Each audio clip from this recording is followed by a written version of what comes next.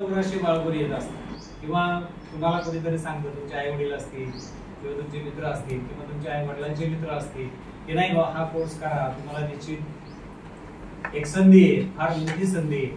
आणि त्या संधीचं सोनं आता ज्यांनी ज्यांनी मन लावून केलं, ज्यांनी तिथं झोकून देऊन केलं, तर त्या मुलांचं सोनं झाल्याशिवाय राहिलं नाही.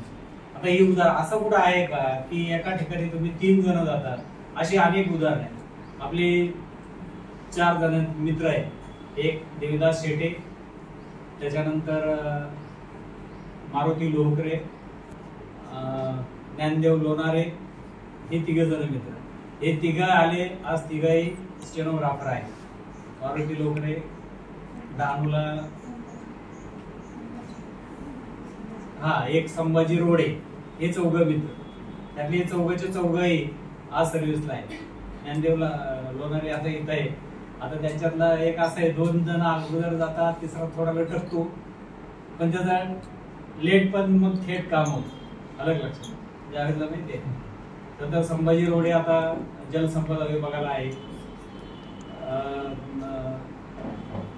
शेटे, देविदास शेटे आज क्लास 1 आहे कोर्टामध्ये. त्याच्यानंतर मारुती लोकरे कलेक्टरचा PA. आणि हे सगळे विद्यार्थी आहेत. तसेच आपल्या ब्राह्मणीचे पण 4 मित्र. एक निलेश हापसे, तो ST महामंडळात लागला, तो थोडासा ब्रेन ट्यूमर काहीतरी त्याला प्रॉब्लेम होता म्हणून तो एक्सपायर झाला. त्याचा मित्र अजून एक योगेश देशमुख, तोही आता कोर्टामध्ये आहे. तो कुठे माहित नाही, आता मध्ये श्रीरामपूरला होता, श्रीगोंद्याला आहे आता. तर तो हे 2. त्याच्यानंतर आपला बापू नगरे हा एक त्यांचा मित्र, आणि महेंद्र तारडे, हे 4 मित्र. आता सांगा बरं, हे 4 जर शॉर्ट हँड जॉईन केलं तर 4पैकी किती लोकांना नोकरी लागायला पाहिजे?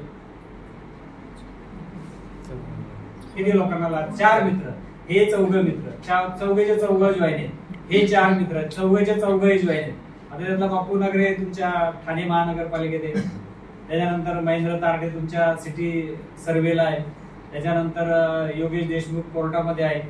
निलेश हापसे जो होता तो ST महामंडळात लागला होता. आता तो एक्सपायर झाल्यामुळे मी थोडीशी घरी त्याची चौकशी केली की त्याच्या भावाला त्याच्या जागेवर अनुकंपाखाली त्याला घेतलेलं आहे. म्हणजे मलाही कधी आता किती जण सख्य होऊन आपल्या नोकरीला आहेत. बऱ्याच जोड्या आहेत अशा. माझ्या मामाची मुलं आहेत 2, ते स्टेनोग्राफर आहेत. त्याच्यानंतर 3 मेहुणे आहेत, ते स्टेनोग्राफर आहेत. सांगळे ब्रदर्स 2ही मंत्रालयात आहेत. रोडे ब्रदर्स 2ही, एक MIRC मध्ये आहे, एक जलसंपदाला आहे.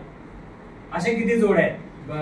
सख्खे भाऊ सुद्धा नोकरीला आहेत. फक्त हाच एक कोर्स आहे की तो तुम्हाला तिथं काहीतरी देऊ शकतो. आणि हे तुमच्या समोरचे होतं. आता तुम्ही शॉर्ट हँडचा क्लास जॉईन केल्यापासून किती विद्यार्थी लागले हे तुम्ही आता पाहिलेलं आहे. याला काय वेगळं प्रूफ करून द्यायची काही गरज नाही.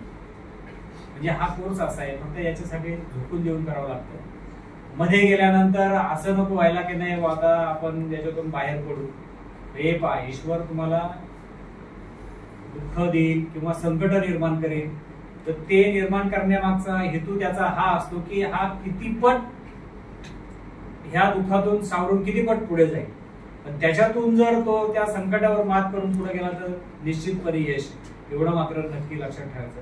त्याच पद्धतीने हा अतिशय हुशार मुलगा विशाल ज्यावेळेस आले, त्याचे वडील मला वाटतं सुरुवातीला आले होते, आई आणि वडील दोघे आले होते, मला चांगलं आठवतं.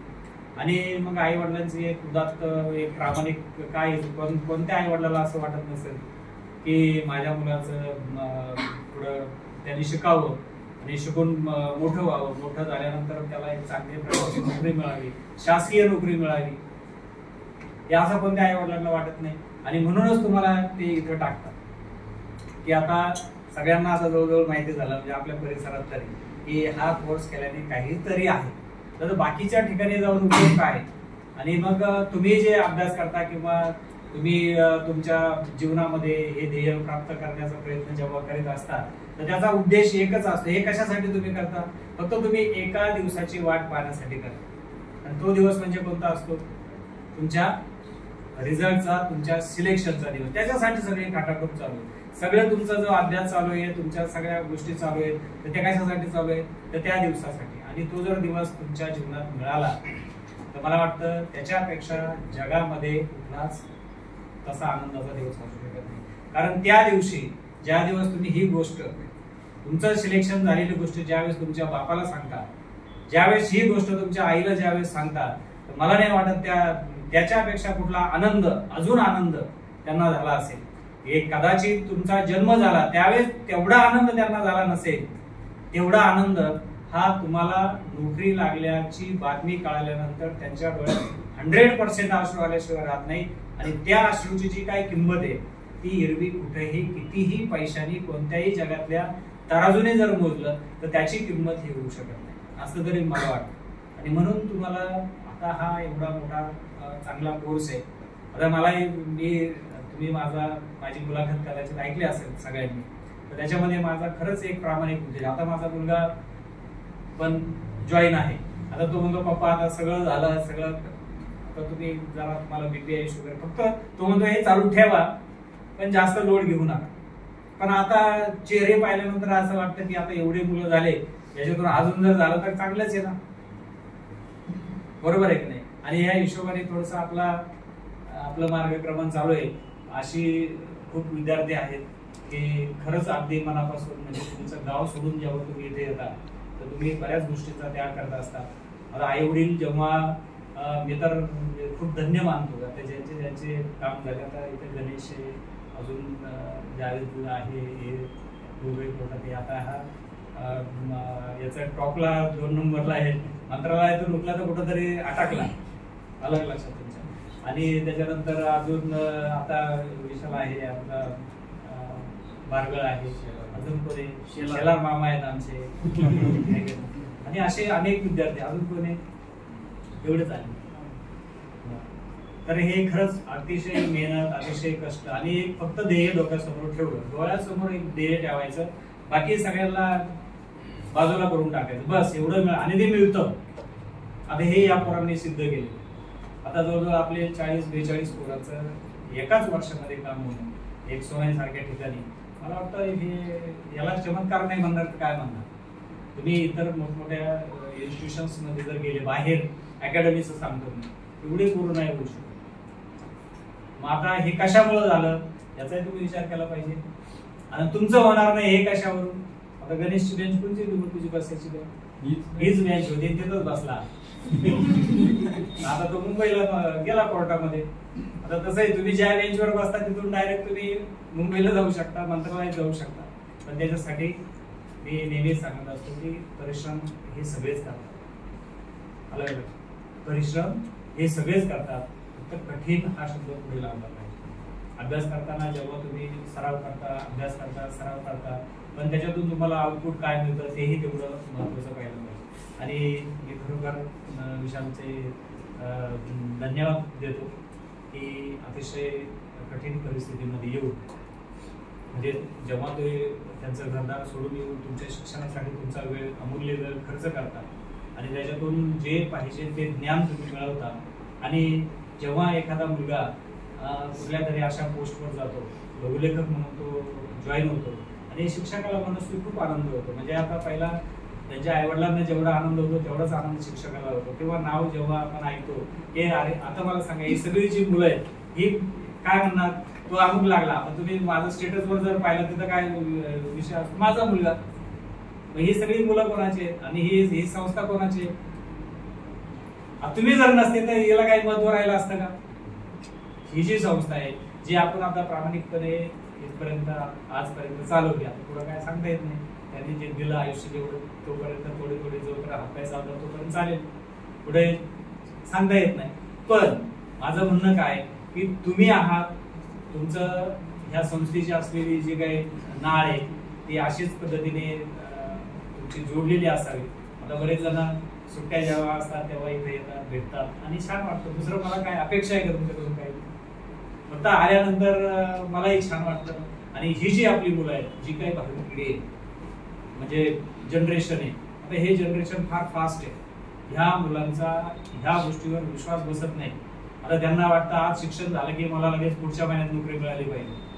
हा आता आहे ना, कारण सगळं गुगल करून तुमच्या जवळ आहे, काय नाही ती माहिती तुमच्या हातात आहे.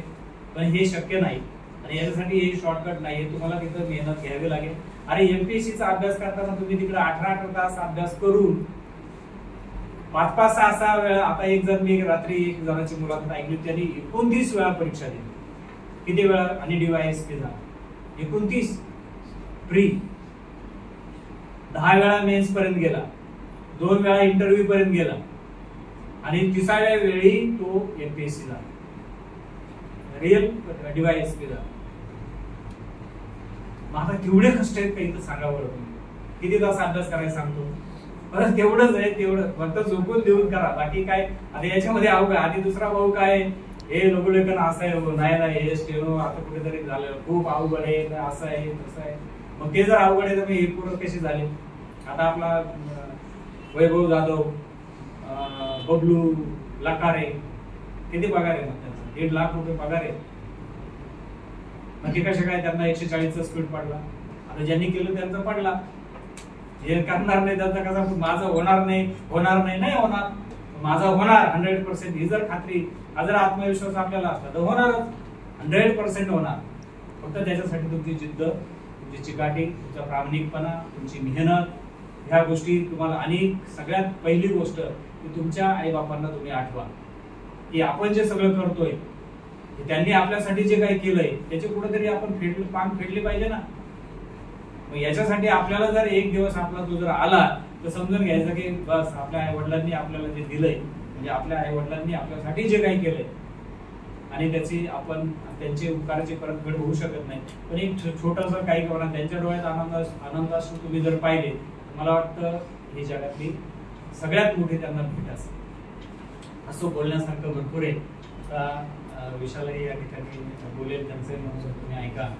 आणि हे अचिव्हमेंट मिळवण्यासाठी, हे पद प्राप्त करण्यासाठी काय कष्ट झाले असतील, काय तोही त्याचे अनुभव शेअर करेल, तो तिथपर्यंत कसा गेला हे तुम्हाला सांगेल. तुमचे काही प्रश्न असतील ते त्याला विचारा, तो आपलाच विद्यार्थी, त्याच्यामुळे अगदी तुमच्या मनातलं तुम्ही त्याला विचारा, तोही सांगेल. आणि अजूनही आपले गणेश सर आहेत, आता नाही ना, जावेद आहे, त्याच्यानंतर आमचे अजून पण शेलार मामा आहे, त्याच्यानंतर बारगल साहेब आहे, हे इतर तुम्हाला थोडंसं मार्गदर्शन करते.